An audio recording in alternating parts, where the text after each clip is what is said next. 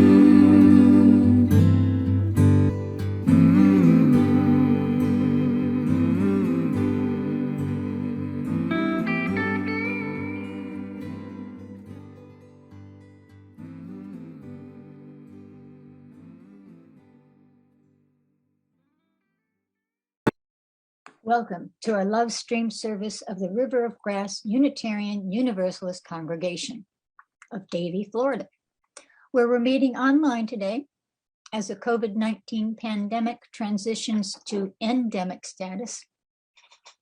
It's not over, and neither are we. Still here, still together, still continuing to grow and go and flow the riverway. I'm Kathy Jens Rockow, and the pronouns I use are she and her. In this congregation, it is our mission to nurture our spirits, love intentionally, and create a just and healthy planet in our enduring search for truth, meaning, and faith. What we share here is not an unchanging dogma, but an affirmation that we are called to be agents of love and justice, and to build a world where everyone is cherished for who they are. It is our mission in the bonds of beloved community that lights our way through this time of uncertainty and change. However you made your way among us this morning, we welcome you, whoever you are, however you are, wherever you are. We welcome you just as you are, but promise never to just leave you there. Let us pause together as we enter into this time together to connect with one another and the holy by any name. Let's take a breath here. In the headlong rush of our lives, may we be mindful that not everyone can breathe easy, nor find it easy to breathe. Good morning. 7 years ago today, the Supreme Court ruled in favor of marriage equality, making it legal for LGBTQ couples to marry. 7 years ago, it was just 7 years ago, and it's only been legal for 7 years.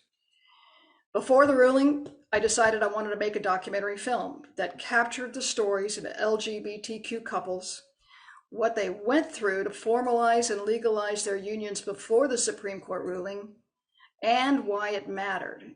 The fact is that marriage brings with it more than 1,400 legal rights, including rights of inheritance, co-ownership of property, hospital visitation, and much more.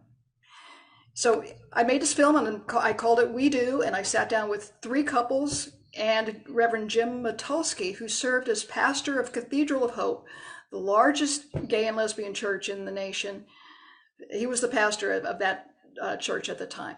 And since the film's completion in mid-2015, it has screened in film festivals and community events across the country. I'm honored to share We Do with River of Grass on Pride Sunday today. And here's how we're going to do this. We'll do our chalice lighting and covenants first. Then we'll run part 1 of We Do. Then we'll take a brief intermission for joys and concerns before the conclusion of the film. The flaming chalice is a symbol of our Unitarian Universalist tradition, a beacon of religious liberty shining through generations, now ours to hold high. Please join your voices for this morning's chalice lighting. We tender this flame, opening the book, turning to a page yet to be written, opening a story yet to be told. May we fill this fresh page wisely. May we write a new story into being. May we together inscribe this page with hope.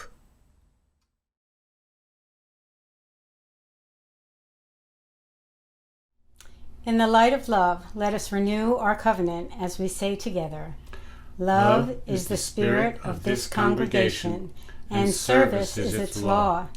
This is our great covenant, to dwell together in peace, to seek the truth in love, and to help one another. El amor es el espíritu de esta congregación y el servicio su ley principal. Esta es nuestra gran promesa, vivir juntos en paz, buscar la verdad a través del amor y ayudarnos mutuamente.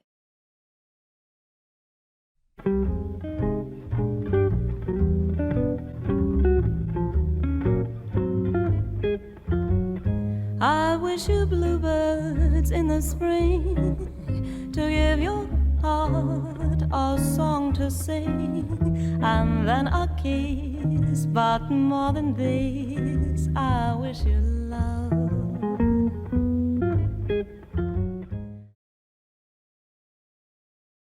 Well, Metropolitan Community Churches was really one of the first churches to have ceremonies for gay and lesbian couples. And people sought them out because they were in love with each other, not because there was any status attached to it or because their friends or family would approve. There was a certain almost outlaw character to it in some ways because people really didn't get any perk socially or legally or financially for doing these ceremonies.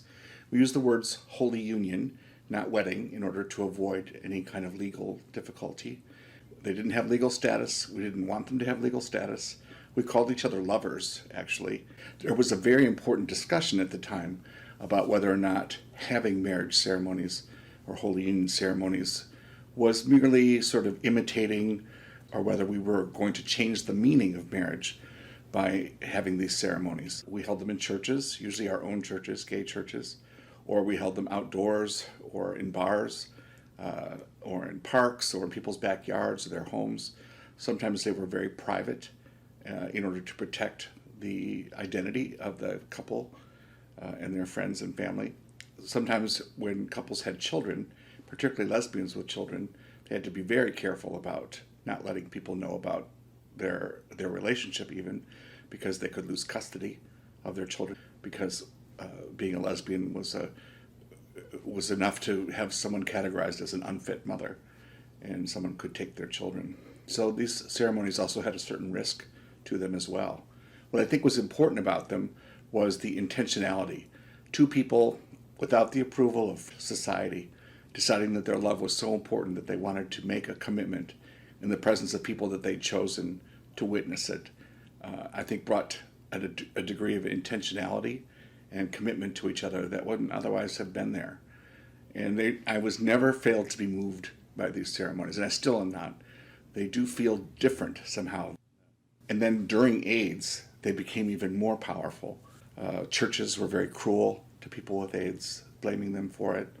So when we would do these ceremonies, often even in hospital rooms, where one or the other partner was close to death, when the words that are so commonly used in the marriage ceremony, in sickness and in health, to death do us part, really had additional meaning. There have always been gay people in church.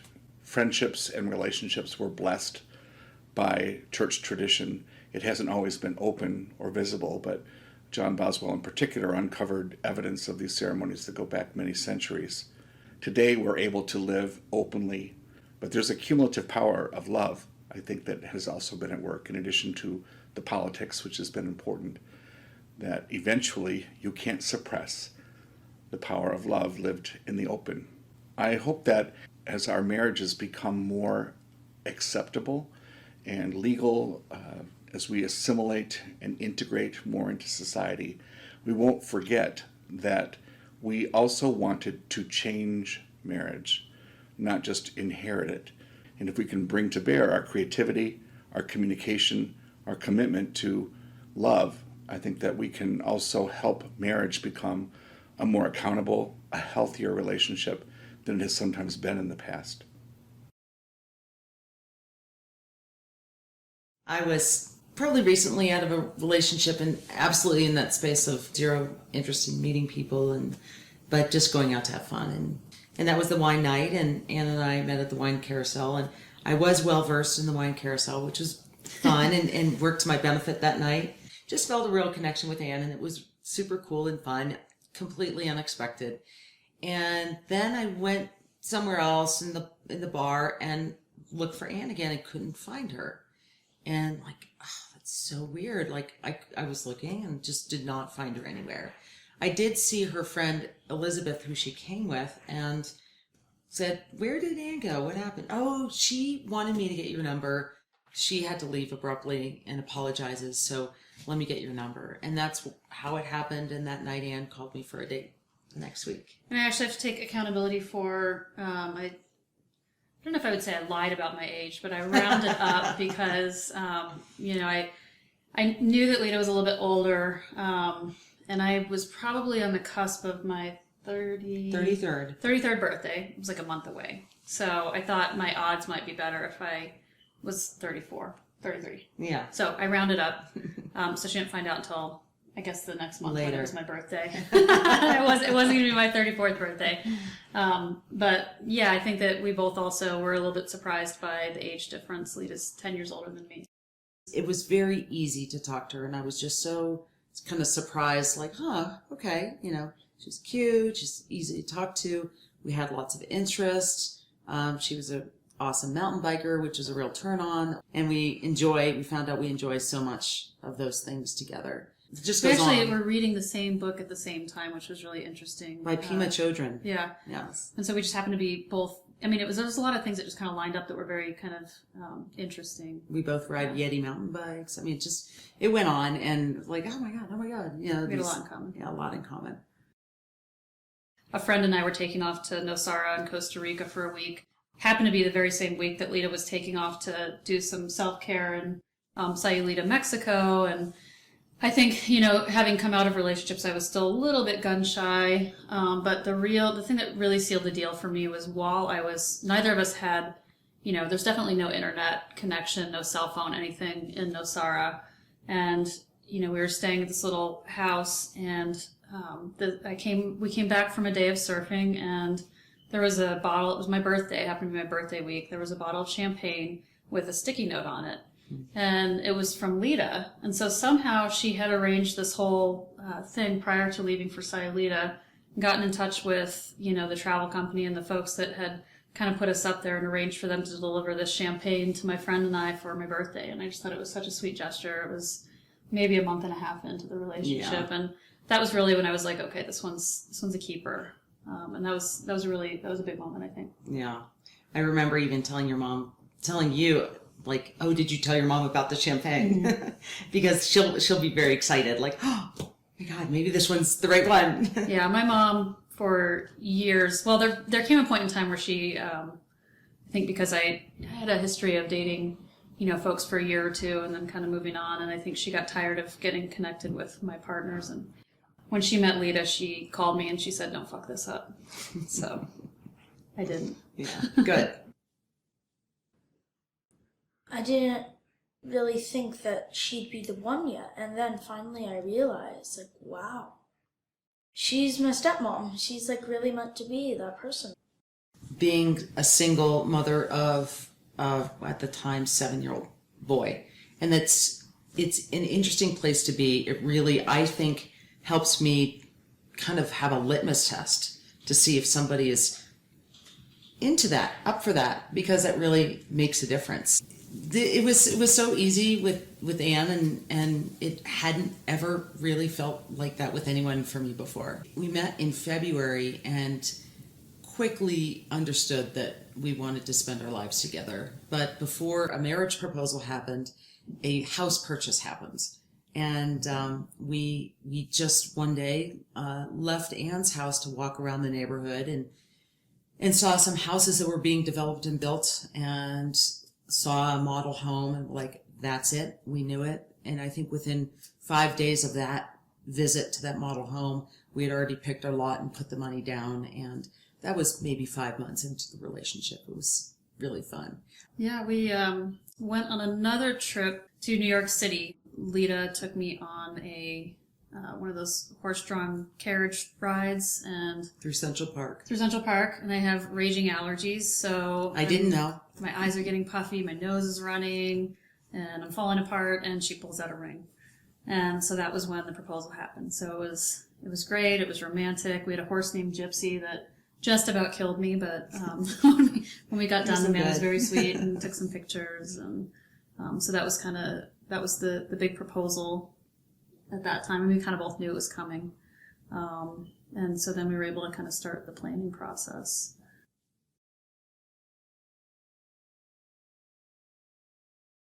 We were working on a show together, and I came in as a replacement actor that he didn't know about or audition, and we worked together on the show and didn't really mix much outside of rehearsals. And we did the entire first leg of that show without really ever speaking to each other other than as actor-director. He kind of creeped me out. Yeah, and I wasn't very impressed with his pedigree.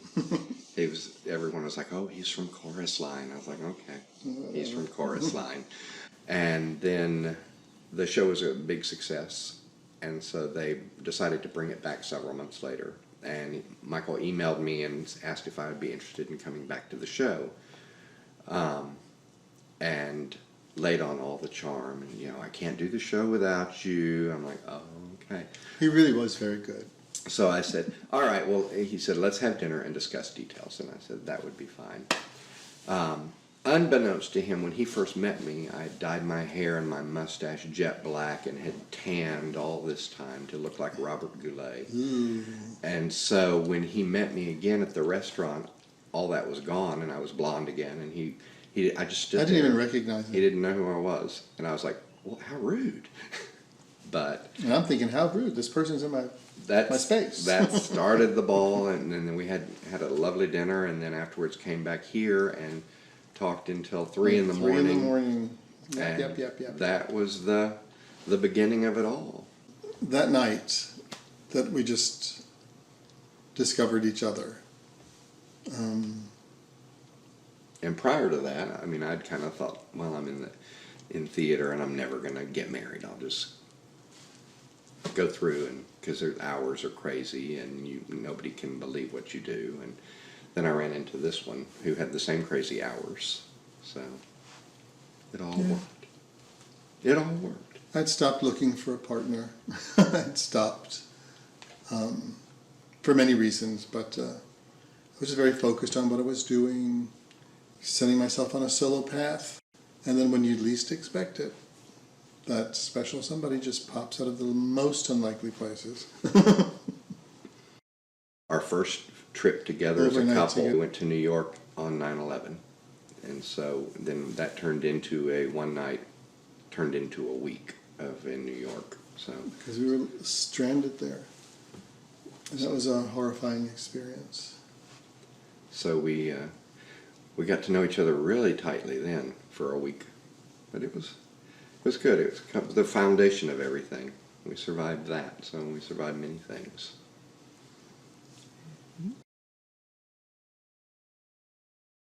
We met in college. We both had girlfriends at the time, so long-term girlfriends. So we were just friends for about 2 years. I already thought Mariel was really cute, but because of the age difference, I just kind of blew it off. But I always wanted to see her. So we kept bumping into each other. Yeah, we bumped into each other all over campus. And And I was really, I mean, it's embarrassing to say this, but I sent her my school and my work schedule so she knew when I was available so we could hang out. And I just thought she was a weirdo, so I didn't want anything to do with that. Yeah.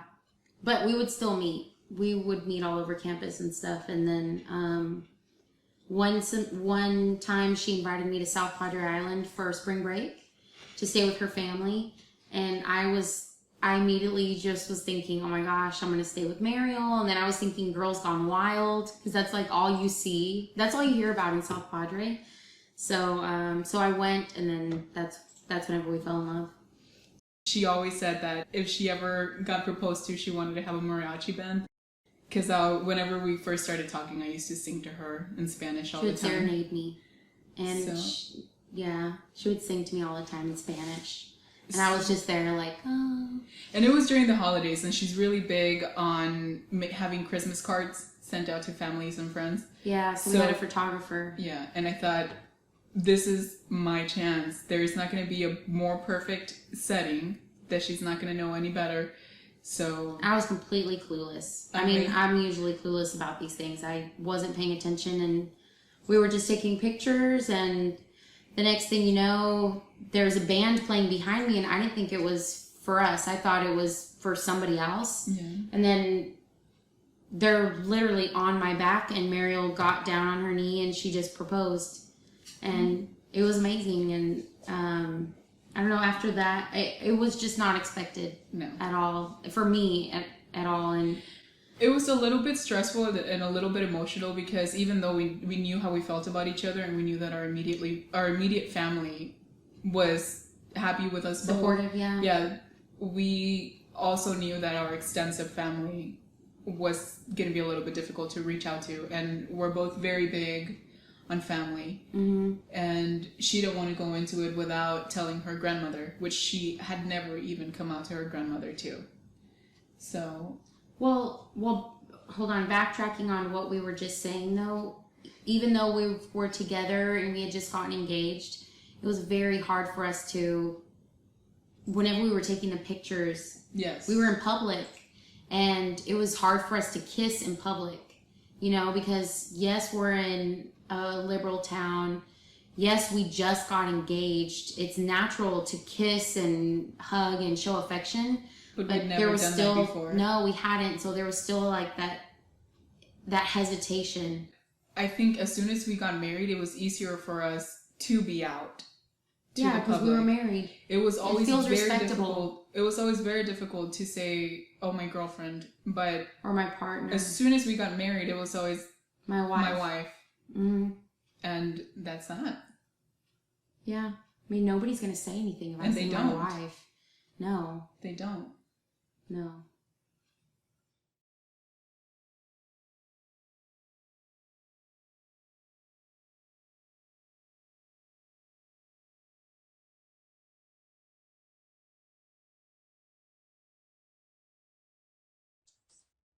In our community each week, we share pieces of our lives. This too takes a new form in our new normal. Take a moment in the rush of our lives here with the people who love us for exactly who we are, where we are, right now. If you'd like to share a thought, a prayer, a joy, or concern with us in this moment, we'll open our chat space now, write it there, and we will lift them up together. As William James wrote, we are like islands in the sea, separate on the surface but connected in the deep. Let us share a moment of silent reflection, connecting us all to those who are in need.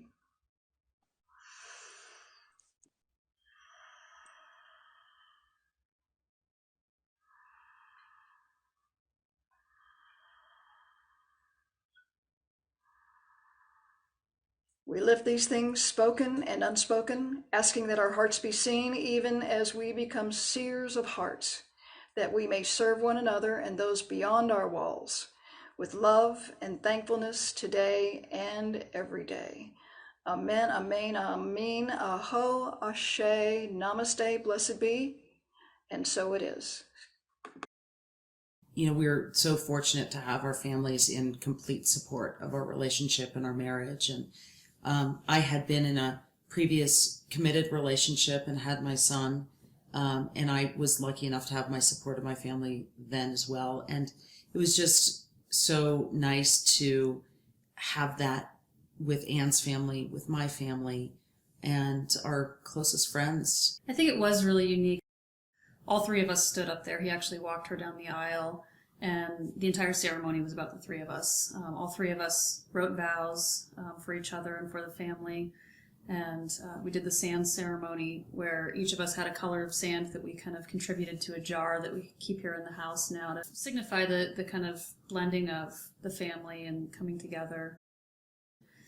My mom is on her third marriage, and I had all three dads at the wedding, and it was kind of a relay race to walk me down the aisle. So biological father started the train and passed me off to my mom's second husband, who passed me off to her current husband. So they all got a chance to be part of that, which was really special and different. Yeah. And to have Jackson walk me down the aisle. My father passed when I was 18, so I didn't have that opportunity to have him do that. But Jackson was fantastic, and it just seemed absolutely appropriate. And the vows that we read were so sweet and quirky and humorous, just like we are. We have fun together, and that's what the vows represented. It was just fun and love, and great time. So at the time that we got married in the state of Colorado, civil unions was kind of the option, and we knew that we wanted to get legally married. And we kind of created our honeymoon around flying out to San Francisco, where Lita's brother lives.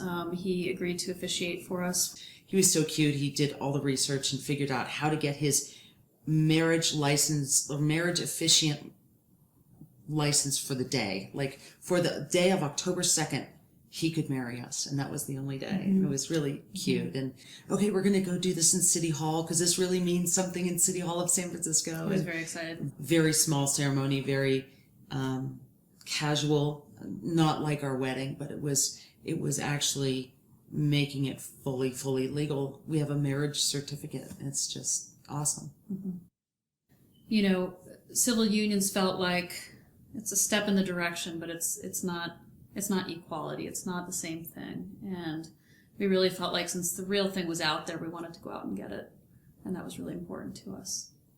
Especially with a family and especially with a child, it felt that marriage was just the absolute thing that needed to happen for us. We didn't want to, and I don't fault any couple for living together forever and deciding not to get married. That's everybody's choice, however they would like to do it. But for us, it was so important that we take this opportunity in this time that is changing so amazingly fast in a period where, I grew up being kind of very closeted and afraid and ashamed of kind of being that person who I realized I was, and to understanding now we could have that full marriage equality, and to be able to call Anne my wife is like, wow. Even in my previous partner with Margaret, it was the word wife never didn't feel right because it wasn't that yet. It just, society didn't see us as that. They didn't accept us as that. Our friends and family did, and we saw each other as that. But it feels so real and settled, and it is. It's important to have that validation. Absolutely. Yeah. And it supports families. Marriage supports families. We dated for a year. Yeah, every month on our anniversary, we would have of our date of our first date. We would have a bottle of Moet champagne to celebrate, and we still have those corks in a frame. Saved all the corks and framed them. Framed it all up, ending the dates on them at the end of that first year, and then we went and had our civil union to celebrate the year that we were together. So it was nice, and that was scary. We thought, we'll just flip off to Vermont and get this thing done. We felt we had to do something because we knew it was right. We knew it was a marriage. We knew it was a lifelong commitment, and we had to do something. And really, that was the only thing that was available to us. So we did it. We thought, we'll just sneak off by ourselves and do it. But when we get to Vermont, who's sitting there waiting but my brother?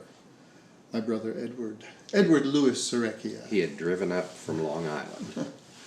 And he said, I'm going to be here and stand up for you. I'm not going to let you guys do this alone. So his wife and kids couldn't make it, but he just got in the car and drove all the way to Vermont, God bless him, and spent the weekend with us. And it was great fun. Saved us from missing the ceremony. Saved us from missing the ceremony. We were out there by the pool. We were lounging by the pool, not realizing our wedding was started. Yeah. And he caught us and brought us. So, which is why we look so greasy and fried. We look a little frantic in our pictures. We've been preparing for a long time, for a year for this, and when the pedal hit the metal, it was spooky. I just got all those like bolting groom things that you hear about. This is a really stupid idea. What am I thinking? Nah. But it's wild. But we're very happy we did it, and although it doesn't give us any benefits whatsoever outside of the state of Vermont, where we don't live, everything was an important step. We think in our own small way we helped open eyes and open minds and helped pave the way for marriage equality.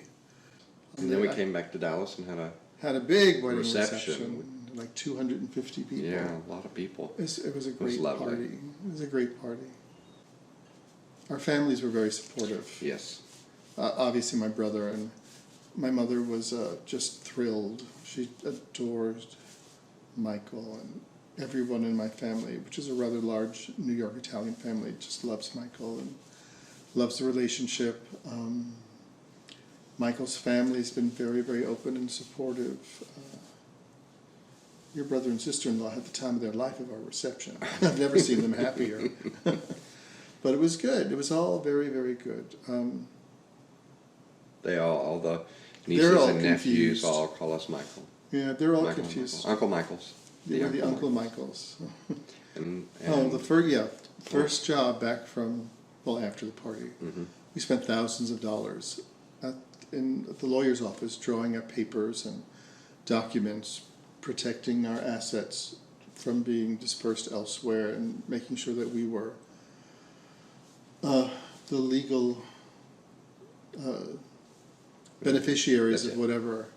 Well, then we could go visit, if we were in a hospital that the other could visit, because that wasn't included as a right. Correct. Yeah, even like it was just December, we tried to get some insurance, and for proof of relationship, proof of marriage, we submitted the civil union from Vermont, and it was denied, saying, well, this would only work if you lived in Vermont. Doesn't apply since you live in Texas. Well, we do live in Texas. No, that's not right. But yeah, it'll be nice when finally it's just an equal line across the board, and there's not a us and them, and we can't acknowledge our life partner that as the spouse that they are. As a spouse, yeah.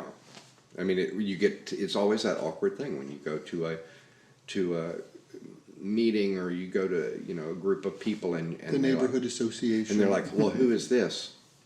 My partner? That doesn't sound right. My husband? That makes them raise an eyebrow. I was just at a store the other day, and I was buying some things for Michael, and the lady said, well, I recognize him. Yeah, I recognize him. And I said, yeah, but this isn't for me. This is for my husband. And this one sales clerk just kind of stopped and froze and stared at me like I was an alien. And I thought, well, the other one was like, oh, yeah, the other Michael. I went, yeah. That's it. But it's just, it's an odd thing that people even do stop and stare for a moment and try to process. It'll be nice when we're to that phase where there is no process, when it's just, that's who they are and that's who they're with, and that's all that matters. We live in the almost outskirts of Austin. Mm-hmm. If we go a mile, we're in a different town, and it's a country town. It's Manor. And so being in the city center, we're completely just open and loving with each other, holding hands. She'll have her arm around me. But we do sometimes grocery shop in Manor just because it's we a can lot have closer. Bags. Yeah. Austin has a bag ban. Yeah, because of that, and it's a lot closer. So being there, an immediate change. And I think that sometimes we don't realize just how we're interacting with each other, even in those situations. But well, we want to be safe, right? You know, if it's late at night, or I don't know, if it just seems like it's not really like a safe area, I would rather not hold your hand than risk making us a target. Yeah. You know, but it's tough because we're married, and you know, if I feel like holding your hand, I want to hold your hand. And I feel like sometimes there's too much thought that goes into it. I don't want so much thought to have to go into, am I, you know, can I be intimate with my partner? You know, and it's just simple things like holding hands, or if, you know, we're grocery shopping and you look really beautiful to me in that moment, I might want to kiss you. But, you know, every time both of us instinctively will look to see if somebody else is in the aisle. And it's not just physical. It doesn't have to be holding hands or kissing each other, even on the cheek. Sometimes, and I feel this sometimes too, I'll look at her in a certain way where, you know how sometimes you just look at somebody with a whole lot of love, and immediately after I connect with her that way, I'll look around to see, whoa, is somebody watching us? Did anybody watch us? Yeah. You know? And it's just... I worry about all the thinking that goes into that, because I wonder, am I taking away from our feelings? Am I, you know, stripping us of that intimacy because we're so worried about other people and how it's going to be taken? And are they looking? Do they think we're weird? You know? Yeah. I was the one having the most difficult emotional time internally, because it's always been one way, very structured. You're this, you're supposed to be this, and this is what's going to happen later in your life. So it was very difficult for me coming out. And even after that, once we were talking about getting married, I felt like there was just a hole in my stomach whenever I had to tell my own grandmother.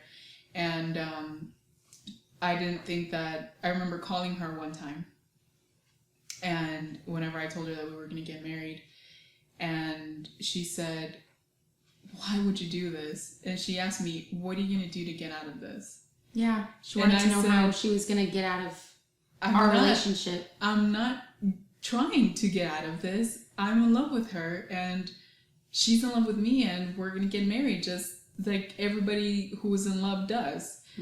And that was that. And we hung up the phone, and we never ever spoke about it again until my mom said that she was actually going to come to my wedding. And that was just really crazy, and I thought we had made a big step in the right direction, and it just felt like everything lifted. But then once they were actually at the wedding, so we had a rehearsal dinner, you know, normal, the whole family gets together. My family came in from California, and we had picked this pizza place that we like, way out in, I think it's East Austin, or no, it's West. And my whole family was there, and then her family was supposed to be there. Well, they showed up an hour late, so we couldn't hold the tables for that long. And so like 15 of them came in. They had eaten before the dinner. So even though I specifically told them that it was... They all went out and ate together. So when they showed up, they sat there staring at each other, not eating, which made us very uncomfortable. I mean, this is our rehearsal dinner, and she is a mess. We weren't even able to enjoy our rehearsal dinner. I mean, it was ruined.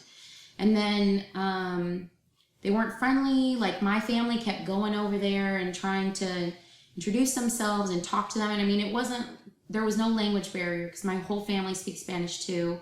They went over there, were very friendly, and it was just like they were just so uncomfortable with everything. And I try to justify it as it was a cultural barrier that they're both, or all of her family, because she has family here, she has family in California, and it's just from all over the US. And I thought that maybe because of the different experiences and where they live, it's just a very different culture. But looking back at it, I don't think that it really matters. No, I mean, I'm Hispanic too, and I know that I'm more like whitewashed, but my family isn't, you know, so. We almost felt like our wedding in Austin, because we decided to have a ceremony in Austin. That was our home. Our family could travel to us. We didn't have to go anywhere else. We decided to have a ceremony there, and then go the following day to New York so that we can actually make it legal, because that was very important to us. We felt that our ceremony was just a big waste. Yeah. And we talk about it all the time. Anybody that asks us, we always say it's just a show. It was a show. It's a show that you put on for somebody else, and what's really sad about it is that sometimes the somebody else is not happy about it.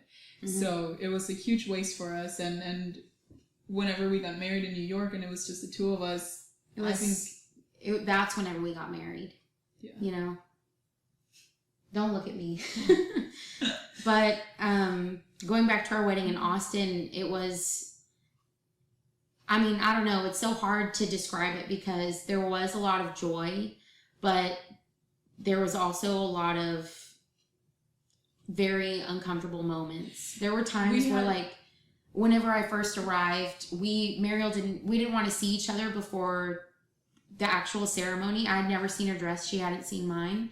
And so I walked in and I saw her family there and I was like, hi. And they were all just like, you know, it was like, no, they didn't know how to act. And I think it was very difficult because before the wedding, they were very friendly with her and very loving. They know me. She's always been very welcomed in our house, and not only my parents' house, but my grandmother's house in Mexico. She's always been very welcome and very cared for.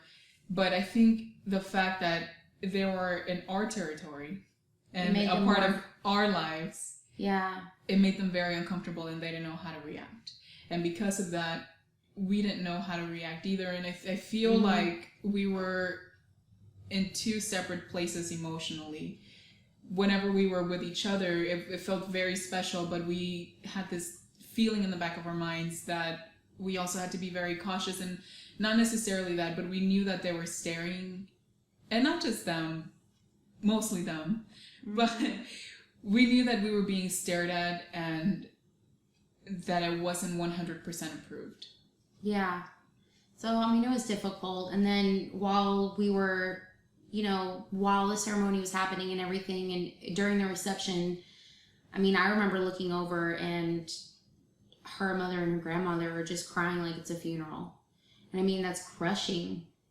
You know, it wasn't like tears of joy. It was tears of, this is the most, I never thought that I would see this horrible day happening, you know, and I was just so ready for it to be over. But I mean, it's great to have pictures to look back on. And I think it is improving. I think the major thing... I think it's gotten better because we don't back down. No, we don't. And the major thing that made me want to be on that standpoint, we were talking about it one time and I was very emotional. I was crying, and then she told me, Mariel, you have to realize that they've already lived their life. Mm-hmm. And if something makes you uncomfortable about their life, there's nothing that they're going to do to change that. So why should we? Yeah. And after that point, I realized, you know what, you're right. Why would I hold back on happiness if they never have? Yeah, they're not thinking about us whenever they make life decisions. And I don't think that's what some people realize sometimes, is that we always have to be cautious about what we're doing and how we're doing it, and to other people it's just how it affects other people, normal and so natural. Yeah. Even, you know, we talk about starting a family and we wonder, how is your family going to feel about a child that I give birth to? Or the other way around. You know?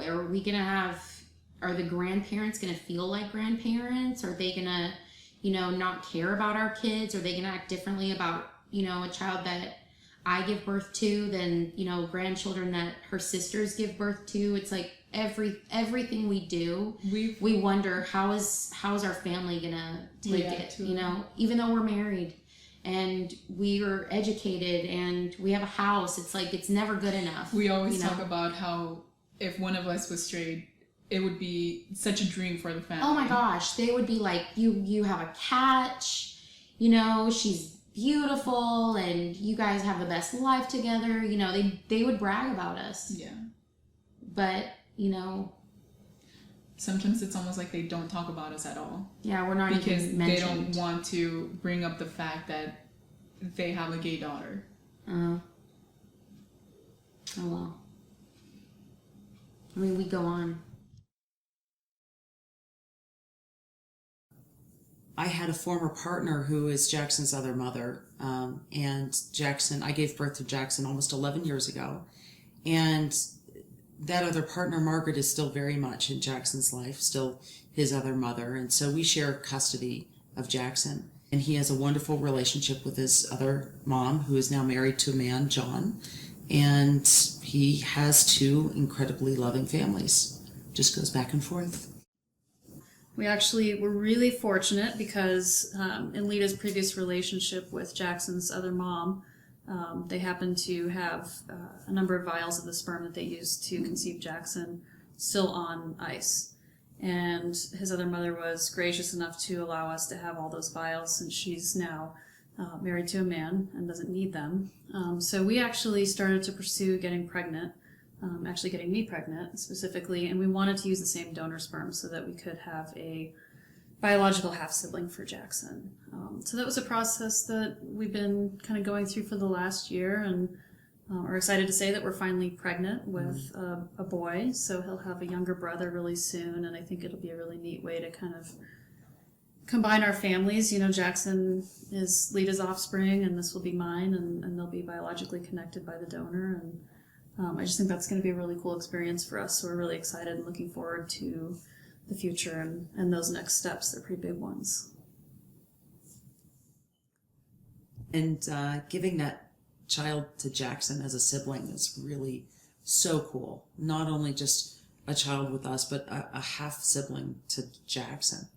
And there's a funny story that I tell. When we first were starting the whole process of deciding, yes, we're gonna go ahead and do this, we told him, and he had always wanted a sibling, like forever and ever and ever, and begging us for a sibling. And finally we decided to do it. He was just like, that's so funny.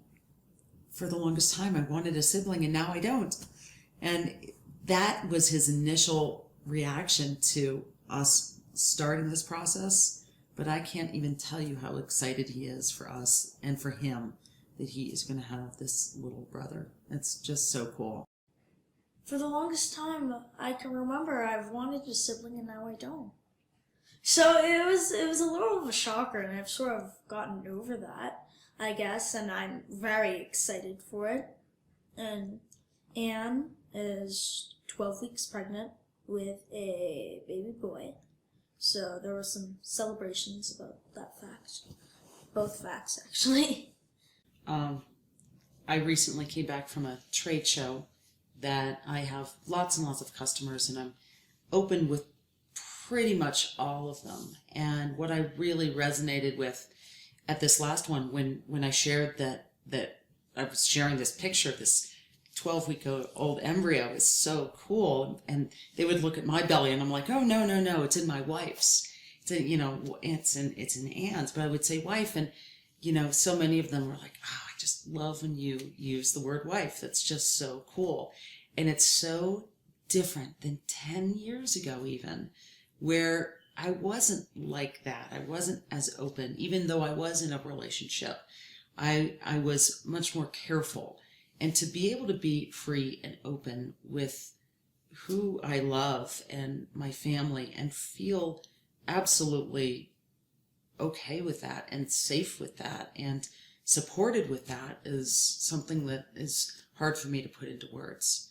The equality of marriage is something that I don't know if, and I don't mean to lump all straight people together, but I don't know that they can appreciate to the same degree that I do with Anne.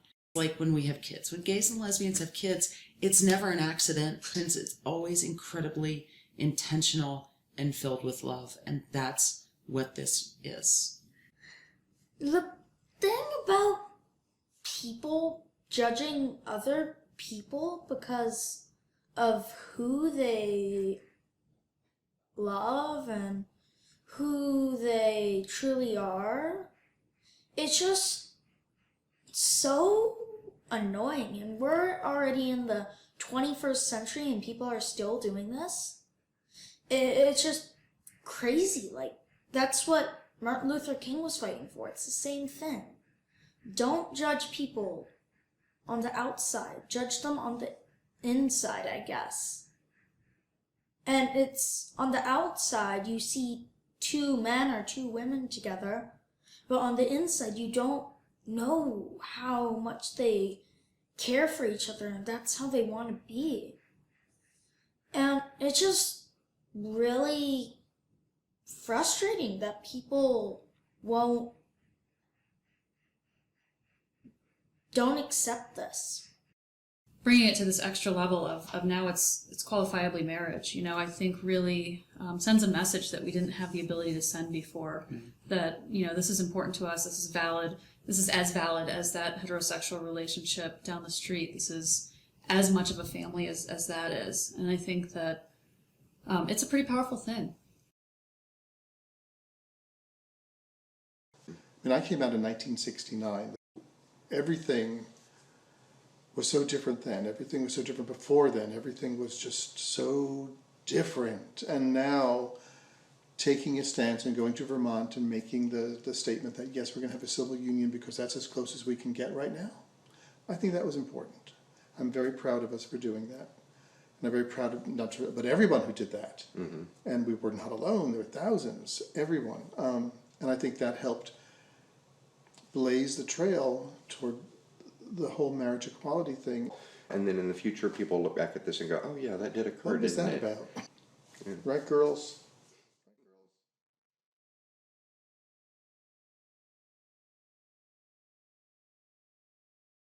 I always tell people that if they're ever going to get married in another state, to not pick a place where it's very active, because we were both dead the entire week. Gosh, New York is so busy. But at the same time, we loved it. It was our time. Yeah. It felt very special. We were both just the two of us, and it was National Coming Out Day. It was, and we didn't know. Whenever we got married. It was so cool. It was packed. We waited for hours, but we got to see like awesome couples. There was even like 2 model girls getting married. Gorgeous. It felt like the whole courtroom turned and stared at them. Yeah. But yeah, the wedding was so nice. It was just us. And it was really great seeing that we weren't the only different looking people there. And it's not just because we were same sex. It was just people from all over the world. There were Asian people with white people with African Americans, and it didn't matter, and nobody thought twice about it. It was just a great feeling to know that there wasn't just a gender stereotype suburban family. Mm-mm. A man and a woman. It was just very comfortable. Yeah, it was just a wonderful feeling. I think that really played it out for us. And then my dad had gotten us one night a hotel room, and she really wanted it had to be in Times Square. So we did that one night, and then we were trying to save money. We had just paid for a huge wedding. We had just moved into our house. Yeah. And so we couldn't afford to stay in a hotel for a week. So we had our one amazing night in the hotel, and then the rest of the time... we stayed with one of her college friends. One of my college friends had an extra room in her apartment, so we rented it from her in Brooklyn, and it was really nice. It was just very refreshing to be able to spend time with each other and not have to worry about anybody else. Mm-hmm. Yeah, it was really nice.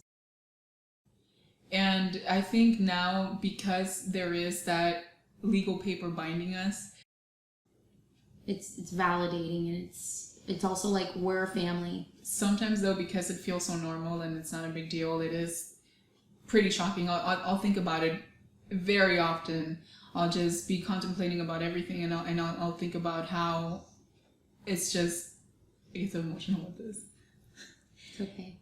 How it's just amazing that we're able to be here. Yeah, it feels lucky. You know, whenever you're gay and you're younger, you think about it, and I don't know, it's kind of rebellious, you know, you're like the lesbian. Don't look at me, but you know, you get older and it's just like, wow, I can have a life. I can be married, you know, we can start a family. You can have a house, and it's just, I don't know, we have neighbors and I feel like we're just one of them. Yeah. We're just another couple. There's nothing like rebellious or... There's nothing separating us from them. No. Yeah, it's really nice.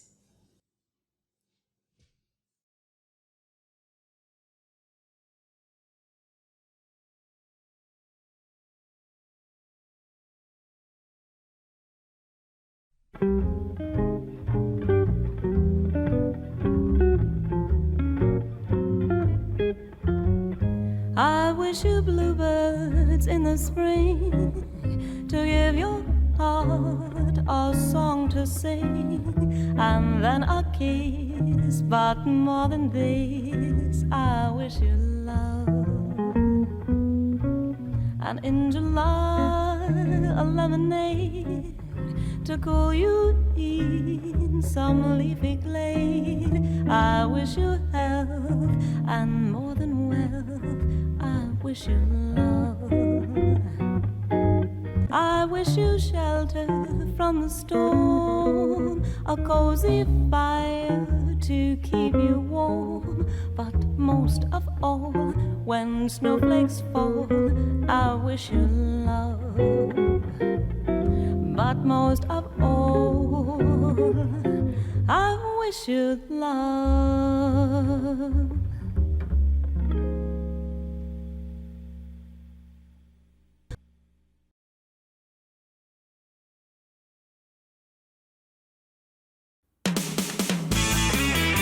They say it's your birthday. It's my birthday too, yeah. They say it's your birthday.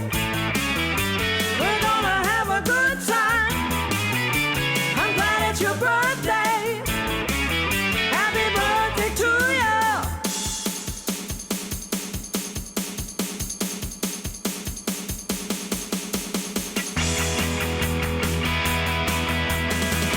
Yes, we're going to a party, party. Yes, we're going to a party, party. Yes, we're going to a party, party. I would like you to dance. Take a chance. I would like you to dance.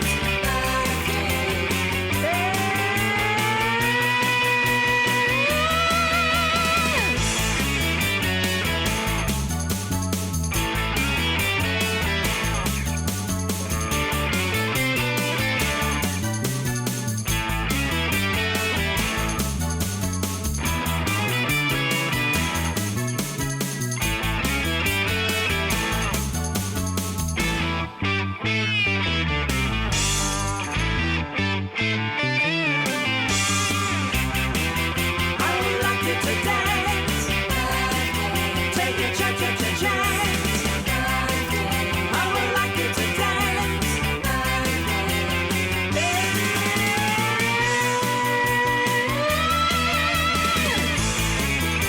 They say it's your birthday. Well, it's my birthday too, yeah. They say it's your birthday. We're gonna have a good time. I'm glad it's your birthday. Happy birthday to you.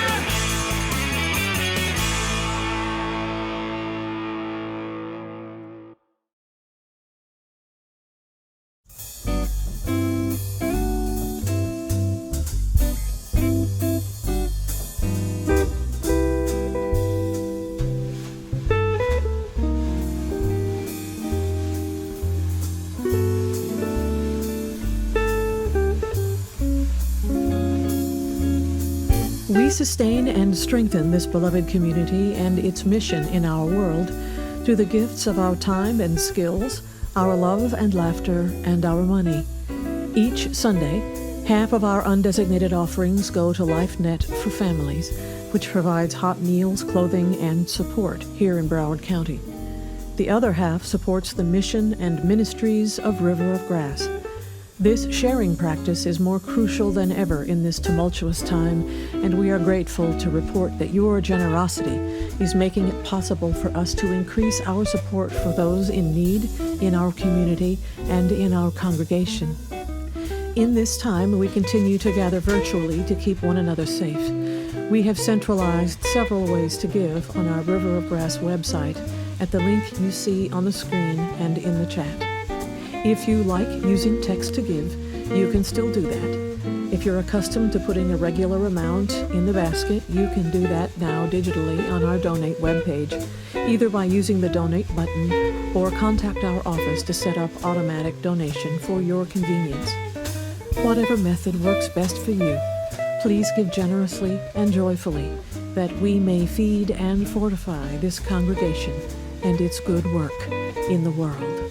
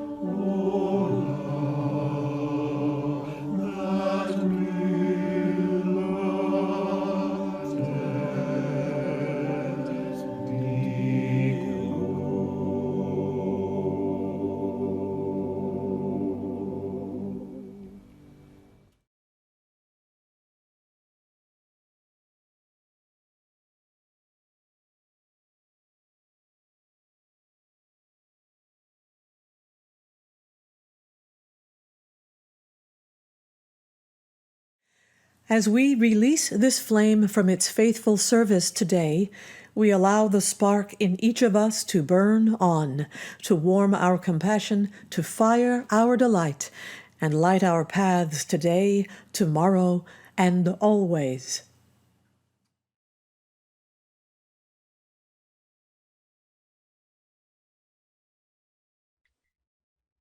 Thank you, Rebecca, for sharing that wonderful film. Excellent, wonderful. And that last song brings tears to your eyes, doesn't it? Well, here at River of Grass, we offer many ways to stay connected and live our Unitarian Universalist faith in action through these unprecedented times. You'll find them in our weekly email, our Facebook page and website, riverofgrassuu.org. And here are a few for the coming days. Faith development although our faith development classes are suspended for the summer, we are still gathering monthly for family fun. Our next gathering will be at Plantation Woods Park for play on the playground and splash pad on July 23rd from 10 a.m. to 12 p.m. If you have questions, please email us at faithdevelopment@riverofgrassuu.org. And our beloved Rev Amy is headed out for Summer Adventures 2022, as well as work in the service, the greater Unitarian Universalist community. She will be back mid-August and back in the pulpit to launch our 11th year together on the first Sunday in September for Labor Day. If you have a pastoral care emergency that may require professional ministry, please contact me, the president of the board, at president@riverofgrassuu.org, or our very special pastoral care team at pastoralcare@riverofgrassuu.org.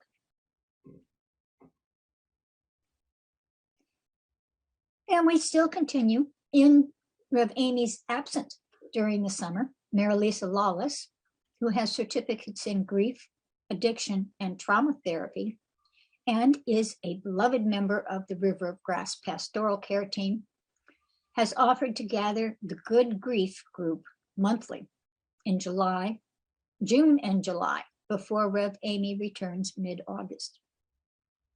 The dates are June 28th and July 26th.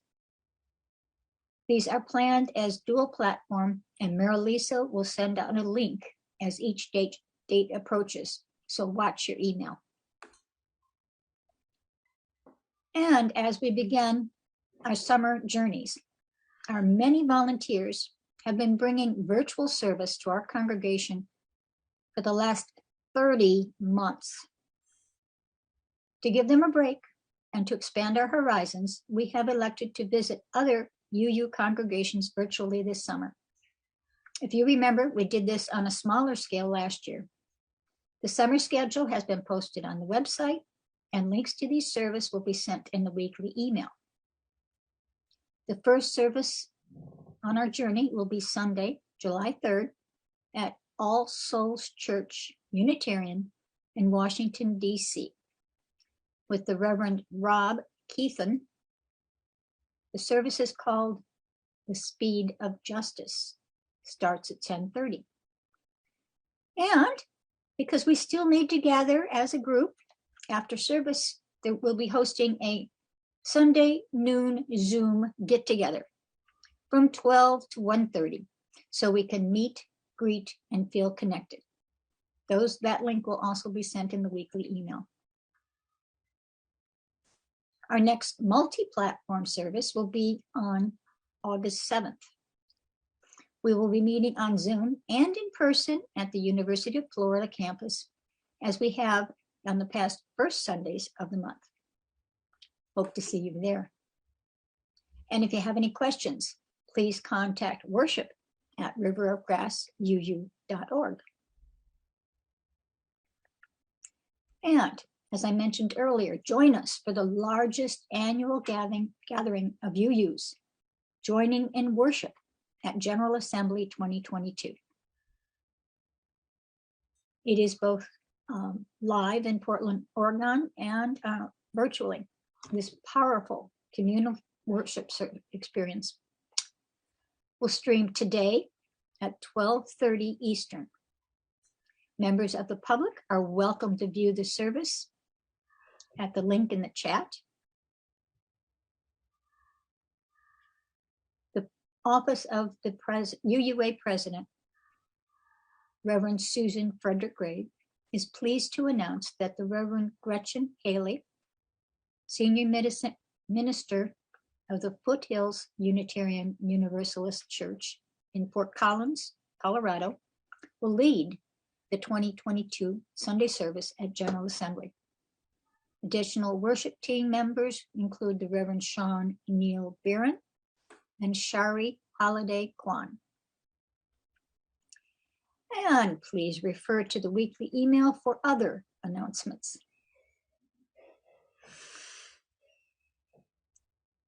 Thank you, Kathy. And in these changing times, let us be all the more vigilant to hold before us a vision of the world transformed and dare to transform ourselves to make it so.